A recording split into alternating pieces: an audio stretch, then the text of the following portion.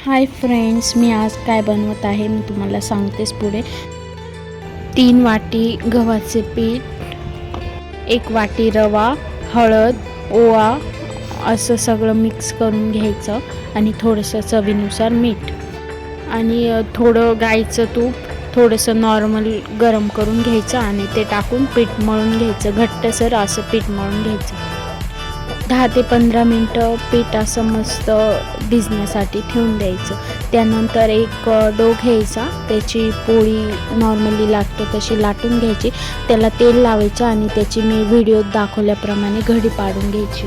त्या घडीचा हलकासा असा गोळा तयार करून घ्यायचा। परत असं केल्यामुळे आपल्या भट्टीला चांगली लेअर येते।